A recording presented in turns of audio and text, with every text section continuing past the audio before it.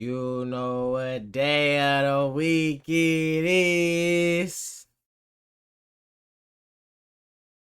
Scary Sunday it is. Next up, we got his victims had to play his evil game, man. I don't know. I think somebody was like kidnap, because you know how these crazy people be, they kidnap you, something like that, rape you, whatever.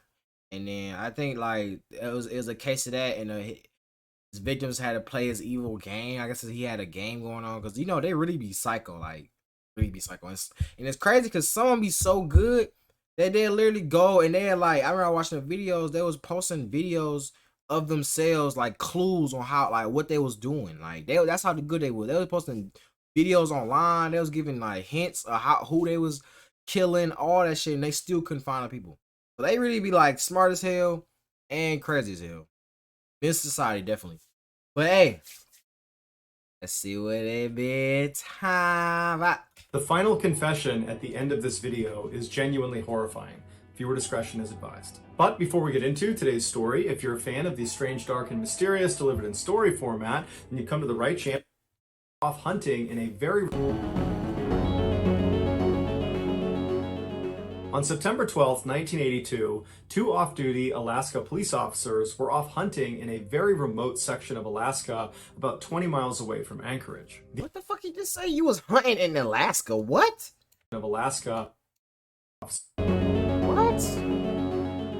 On September 12, 1982, two off-duty Alaska police officers were off hunting in a very remote section of Alaska, about 20 miles away from Anchorage. Okay. The only way to get out to this area was by plane or by boat, and so generally speaking, the only people that came into this area were big-time hunters. After a long day, the two men realized it was starting to get dark and they were still deep in the woods, and so they decided it was time to turn around and start heading back to camp. The journey through the woods was challenging, and so the men walked down to the nearby Kinnick River and walked across an exposed sandbar. And as they walked, they noticed up ahead there was a boot sticking out of the sand. And as they got closer, they realized it wasn't just a boot, there was also a human leg bone still in the boot. Being police officers, they knew the importance of not disturbing a potential crime scene, and so instead they marked on the map where they were, they left the area, and they reported the body to their department. The following day, crime scene technicians came out to that remote area and they very carefully unearthed the remains, which still had women's clothing on them. And then afterwards, they began searching for evidence in the area, and eventually they discovered a single shell casing that was a .223 caliber round, which is a common caliber for hunting rifles. The remains were sent back to the lab for an autopsy, and it was revealed this person was a female and she had most likely died at least 6 months earlier. And she had almost certainly been the victim of a homicide because she had died from 3 gunshot wounds. Also during the autopsy, it was discovered that there were no bullet holes on any of her clothing, and so it appeared that she had been shot without her clothes on, and then her killer presumably redressed her. Also, they found a hospital bandage wrapped up in her clothing that appeared to have been wrapped around her head, leading some to speculate that she had been blindfolded before she was shot. A couple of weeks after the autopsy, dental records came back and they identified the body as belonging to 23-year-old Sherry Morrow. Sherry was an exotic dancer from Anchorage who had been reported missing 10 months earlier. In her missing persons report, it was stated that the last thing she told her friends was she had been offered $300 to have pictures taken of her by a professional photographer, and she was going to meet this man right before she disappeared. While police were fairly certain that Sherry's killer was this so-called photographer, they had no evidence that would allow them to search for this person. They had nothing. All they had was this shell casing that was commonly used amongst hunters. And there's lots of hunters in Alaska. So the police reported the finding of Sherry's body to the media in hopes that when they put that out to the world, that someone from the public would reach out with more information. During the police's press conference, one of the reporters asked them, do you think Sherry's death is connected to the other unsolved deaths in that part of Alaska? What they were referencing was 2 years earlier, 2 other women's bodies had been discovered in that rough area where Sherry had been found.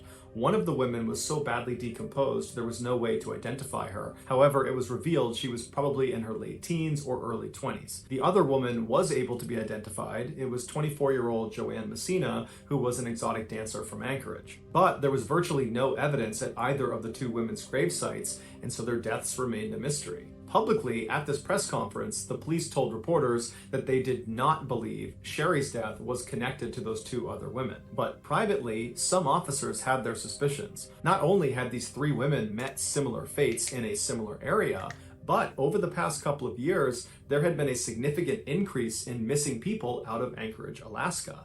And most of these missing people were young women that were either exotic dancers or Oh, so he's definitely, it's definitely him, because he's definitely just saying, because that's what they do. Like exotic dancers, they be taking pictures. You know what I'm saying? They will take the little nude pictures and stuff like that. So he literally just saying he's acting like he a photographer, and he just going out there and killing them. Only thing about it is, I know it's Alaska. But I don't know how many people really live in Alaska, but I feel like when he goes shoot him, he go take him. I don't know why. Like they would. Does he like? I don't understand. Does he take him into the woods and kill them, or like I don't under. Like, what's the? You know what I'm saying? Or does he kill him first, then take him there? Like I don't. I think he killed him there though. Low key, I think he kill him there. But it's like you're going into the woods with somebody you don't know, photographer. Like you have to think about this. Like you really have to think. Yeah, I think he said this. The first girl gave him like $300. He said that the photographer gave him $300 to shoot pictures for her. Like, does it add up? Does it add up?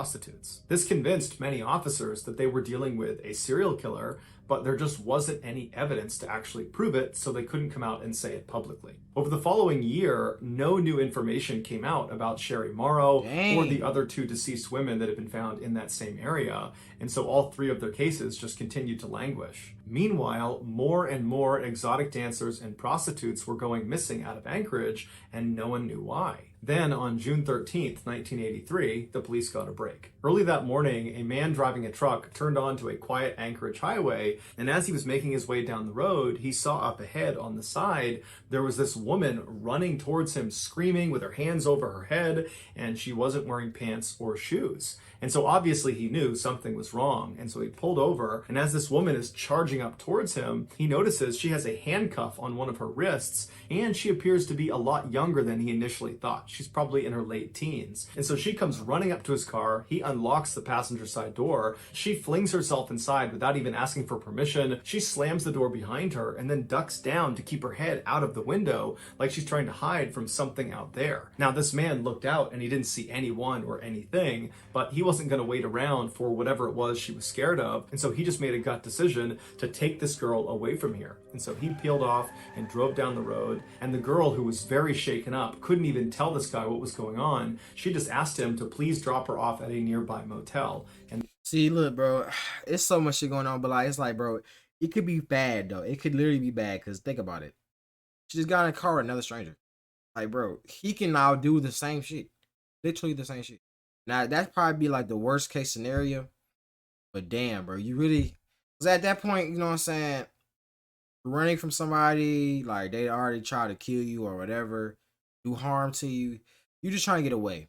So at that time, it's like drastic measures, honestly. Like you have to hope, just hope and pray that this guy that I just got in the car with, now he not trying to do the same shit to me. You know what I'm saying? Like, but the man didn't ask any questions. He drove her to the motel and he dropped her off. The girl ran inside and up to her room, and when she ran inside, the motel receptionist sees this motel, and the man didn't ask any questions. He drove her to the motel and he dropped her off. The girl ran inside and up to her room, and when she ran inside, the motel receptionist sees this girl running in. I mean, she doesn't have her pants on, she's got a handcuff on, she looks terrified, and so she called the police. A few minutes later, the police showed up. They went up to this girl's room, they knocked on the door. The girl opened it up, and she was obviously very scared, and she allowed the police inside, and she told them her name was Cindy Paulson, and she was 17 years old. The police recognized this girl is terrified, she's not a threat, and so they removed the one handcuff that was still on her,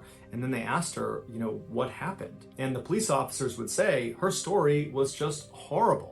But what stood out to them was not how disturbing the story was, it was how composed and brave this girl was as she told it. This is her story. The night before, Cindy was working the streets of Anchorage. She was a prostitute, and a car pulled up, and inside was this wiry, bearded guy with glasses who seemed kind of slight and harmless, and he asked to buy her services. And because she didn't view him as a threat, she agreed and hopped in his passenger seat, and as soon as So dangerous. Prostitutes, so dangerous. Because you literally do not know who. You don't know who. She sat down, he reached over and put a handcuff on one wrist and then drew a gun on her and told her to be quiet. He went over to this fairly nice neighborhood, pulled into a driveway, he got her out of the car and led her into this house, and he brought her along downstairs into the basement, where as soon as she got down there, there was a dim light and she saw there was a chain swinging from the ceiling. And he strung her up onto that chain, and for hours he assaulted her. And then after he grew tired of doing that, he told her he was going to go take a nap, and when he came back, they were going to leave this house and go out to his cabin in the woods. At this point, she begged him to let her go, but he really didn't care. He just told her that if she made any noise or tried to escape at any point, he would have to kill her. And then he walked out of the room. And for the next several hours, Cindy remained chained to the ceiling with half of her clothes off, wondering what horrible thing was going to happen to her next. Eventually, her attacker came back in the room and he untied her from her chain and he walked her upstairs to his living room, where he very proudly showed her a number of hunting trophies he had, and he began telling her about how much he loved hunting and where he went hunting. And it was at this point that Cindy realized this guy has no intention of keeping her alive. He's shown her his face, his house, his car. He's told her about places he likes to go and things he likes to do. He's given her all this information about himself. She is a huge liability to him. And so it dawned on her that if she didn't find a way to escape, she was going to die. After the trophy tour, the man led Cindy back out to the car. So I was right. He did. Wait, no, he has a cabin out there. Okay, never mind. He put her inside, and then he drove to a nearby small airport where he said his plane was. And so he pulled over to their hangar, he got her out of the car, and he put her inside of the plane. And as Cindy is sitting in the plane, she's watching this guy load gun after gun and bag after bag of what looks like military supplies into this plane. Damn! And so she knows that this is the moment. I have to escape right now, because as soon as this plane takes off, I'm done for. And so at some point when this guy went over to his car to get something and his back was turned to her, she jumped out of the cockpit of this plane, she fell to the ground, she got up and just began running out of the hangar. And she managed to get out of the hangar and began turning the corner and running towards this forest right as she hears this guy charging after her, screaming that he's going to catch her and kill her. And so she just keeps running for her life all the way into this forest, all the way to that highway, before she finally Damn, I wonder how long she was running. Turned around and she saw the man had stopped following her. This is when she went onto the highway and she flagged down the guy in the truck who brought her to the motel. The police were shocked by her story. It sounded totally unbelievable, but she was so genuinely scared and so detailed that they believed her. And so they told her they would have to bring her to the hospital, and on their way to the hospital, she demanded they go back to that airport that she had been held at so she can try to identify the hangar she had been in, and hopefully the plane would still be in there. And so the police comply, they go into the airport, and Cindy points out the hangar she believes she was in. And when they get there, the plane she had been on was still there, but the man, her attacker, was not there. And so the police got out and they began taking down notes about the plane, its different tag numbers and what it looked like. And while they're standing there, the security guard from the airport came over because he saw the police cars, and he told the officers that the night before he had seen the owner of the plane they're looking at acting very suspiciously with something inside of his car. And so on a hunch, he had recorded that man's license plate number, and he gave that number to police. And so the police were able to use that license plate number and some of the numbers on the plane to figure out who owned both vehicles. And it was a local man named Robert Hansen who owned a very successful bakery downtown. After dropping Cindy off at the hospital, the police officers decided to pay a visit to Robert Hansen at his house. When they got there, Robert was actually pulling into his driveway right at the same time, and they saw his car matched the description that Cindy had given of his car. And then when Robert got out of his car, he matched the description that Cindy had given of her attacker. When Robert saw the police parked outside of his house, he immediately invited them over and said, what can I help you with? And the police said, we'd like to talk to you. Can we go inside? Robert invited them inside, and when the police went into his house, it matched the description that Cindy had given of his house, with all the hunting trophies everywhere. And so they sat down and they asked him what he was doing the night before, and he said he had spent the night with some friends, and he had their contact information, and if you needed to talk to them, you could, but they would say he was with them. When the police asked if they could have a look around his property, Robert immediately consented and said, you can look anywhere you want. And so the police searched his property, but found no signs that Cindy had been attacked there. And so they thanked him for his hospitality and they left. Once they got back to their station, they checked in with Robert's two friends he claimed he was with the night before, and they each independently corroborated Robert's story, saying that yes, he was with them from this time to this time. And so it appeared, as unlikely as it seemed, that Robert was telling the truth. And so the police went back to Cindy and they said, are you sure that everything you told us is exactly as you remember it? You didn't exaggerate anything. This is the truth. And Cindy said, absolutely. And they said, okay, well, are you prepared to take a lie detector test to prove that you're telling the truth? And Cindy said, no. Now, it's unclear why she said no. Maybe it was a general distrust of the police. But either way, when she said no, it immediately cast an enormous amount of doubt on her story in the eyes of the police. And when Cindy started to pick up that the police really didn't believe her anymore, she got spooked and just left town. And after that, her case and Robert Hansen were largely forgotten about. Whoa! But 3 months later, on September 2nd, all of that changed. On that day, a construction crew was doing some work on a backcountry road not far from where those 3 women's bodies had been found. And at some point, one of their machines uncovered some human remains. The police were called in, who pulled up the rest of the remains, and then just like in Sherry Morrow's case, when they looked for evidence around this new body, they found a single shell casing from a .223 caliber round. The remains were brought back for an autopsy, where it was determined that the body was female and she had died from several gunshot wounds. Using dental records, they were able to identify this woman as being 17-year-old Paula Goulding, 17-year-old dancer who had gone missing 5 months prior from Anchorage. The police sent the .223 shell casing found in Paula's gravesite,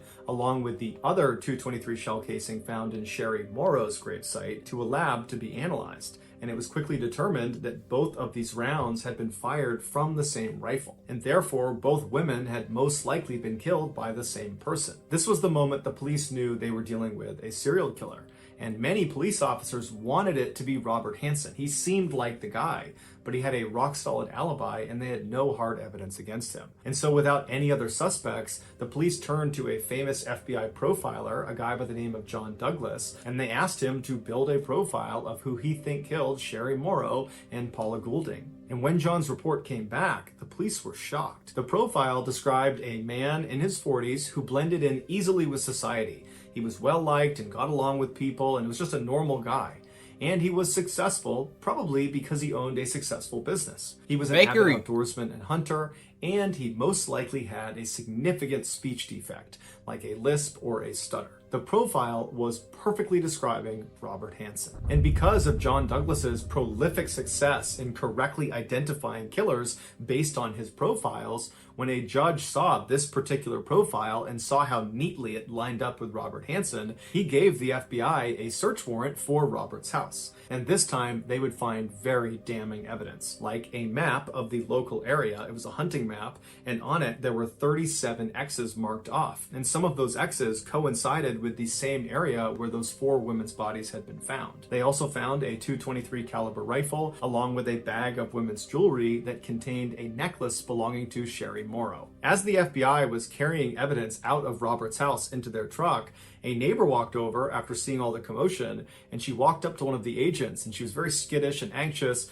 and she said, my husband, he's friends with Robert, and he recently pretended to be an alibi for Robert. He had no idea how much trouble. Yeah, something told me that those friends was just like alibi, like he literally paid them or whatever. I feel like that's what it was in, and I certainly didn't know, but I want you guys to know that my husband was lying. He was not with Robert on the night that he said he was. I knew it. This was the proverbial nail in the coffin for Robert Hansen, because now without this alibi, he had nothing to hide behind. And so when the police approached Robert with their overwhelming evidence against him between what they found in his house and this now recanted statement from his former alibi, Robert said, okay, I'm going to confess. But there was a catch. He was only willing to confess to murdering the 4 women whose bodies had already been found by police. Now, the police knew Robert had almost definitely killed more people, and so at this point, they just wanted to know who the other victims were and where they were. And so they offered Robert a deal where he would confess to those 4 murders and then give additional information about other victims, where they were located, who they were, what happened to them. In exchange, they would not prosecute him on any other victims he named. And so Robert agreed to these terms, he signed the deal, and then he gave a full, horrifying confession. He said he would drive around Anchorage at night and look for young, vulnerable women that were all alone. These were usually prostitutes out on the street, or they were exotic dancers he would try to befriend inside of clubs. And when he approached these women, he would tell them he was a professional photographer and he thought they were beautiful and he wanted to take photos of them, and he would pay them for the photo shoot. And many of these women were aspiring models and they were really excited at this idea, and so they would agree to go. And so Robert would tell them to meet him the next day at a particular location, which was usually a fast food restaurant. And Robert would show up much earlier and he would hide in his car and he would wait to see when they showed up if they were alone or not. And when he saw they were alone and they had no one to help them, he would drive up and he would ask them to get in his car. What these women couldn't see was on the inside of the passenger side door was a handcuff that was already latched on to the door itself, and there was an open cuff waiting for them as soon as they got in. They would get in the car, he would reach over them and act like he was helping them put on their seatbelt, and then as they're kind of looking at him, wondering what he's doing, he would grab their wrist, throw it in the open handcuff, and then he would draw a pistol and hold it against their head and say, "Be quiet." During his confession, Robert bragged to police that he had done this so many times, putting the handcuff on and drawing the pistol, that it was like muscle memory for him. Once he had the women handcuffed inside of his car... See, that's all I'm saying. They be thinking this shit's sweet. Like, they take pride in this shit. Like, he would drive them back to his house and he would bring them into his basement and he would chain them up to the ceiling just like Cindy had described. And then after assaulting them for hours, he would take them out of his basement, put them in his car, drive out to the airport. He would put them in his plane, but unlike Cindy, these women didn't escape. And he would take off and he would fly them out to his cabin, which was not far from where those 4 bodies had been found. Once he got the women into his cabin, he would undress them and put a blindfold on them, and then with their handcuffs still on, he would assist them out the front door and tell them to run. And they would take off as fast as they could he'd into shoot the them? woods, running into trees, falling over, but just running for their... this nigga is crazy. He's really crazy, bro. He literally be shooting. He's a freaking hunter, bro. That's why he take pride in that, bro. Like, he tell him to run with the handcuffs on and he just shoot him. Tell him to dodge. He probably so good at it too. You tell him to dodge as much as you can. Like, really try your hardest to get away, because I'm about to kill your ass. Lives, believing their ordeal was now over. They just had to get away from this guy. But what they didn't know is their ordeal was just starting. Robert had no intention of allowing them to escape. He knew there was deep water that surrounded his cabin, and so if they actually made it that far to the water's edge, they would drown. And so Robert would give these women a significant head start to give them the sense that they actually might escape. And then Robert would grab his knife and his hunting rifle, and he would head out and begin stalking his prey. And for the next several hours or days, he would walk around the woods looking for these women, and he would just stay off, watching what they were doing. And at some point, he would sneak up on them, and he would wound them intentionally, usually with his knife, and then he had a blood trail to follow. And he would follow these dying women who were screaming out for help, and at some point, these women would know they were going to die. There was no hope for them, and they would collapse or they would stop, and at that point, Robert would walk up to them, and he would shoot them. Afterwards, he would remove their handcuffs, he would redress them, and then he would bury them in a shallow grave. Before he was carted off to prison to serve a life sentence without the possibility of parole, he was brought out by authorities to help identify where other grave sites were in that hunting area. But he was only able to find 8 additional victims because he would go to different grave sites and the remains would not be there anymore, most likely because animals had ransacked the area, or he just simply forgot where it was, or he didn't want to share any more information with police. Robert never confirmed if all 37 of those X's on that map that was found are actual sites of victims that he buried. But investigators say that's exactly what they were, and in fact, many believe there are other maps with more X's on them. But the police could only confirm 17 victims. If there were more, we probably will never know, because in 2014, Robert died in prison and he took those secrets to the grave. So that's gonna do it, guys. If you found a secret in today's episode, let us know in the comments. Let's go. He did. Oh my God, I'm happy now. He's dead. Let's fucking go, bro. I've been more happy in my life. Let's see the comments. Oh my God, bro. This is actually crazy. I'm trying to figure out what I'm gonna title this video, because this is crazy. I know. Oh, with a funny title. But hey, man, let's see what it. I mean, oh shit. Whoa, I'm tripping. Whoa. Okay, buddy. All right. Anyways, y'all like, comment, subscribe. Comment on my yet to next, man. Follow me on Instagram. That's where I'm most active at. Gonna grind to 1K, man, and I'm out.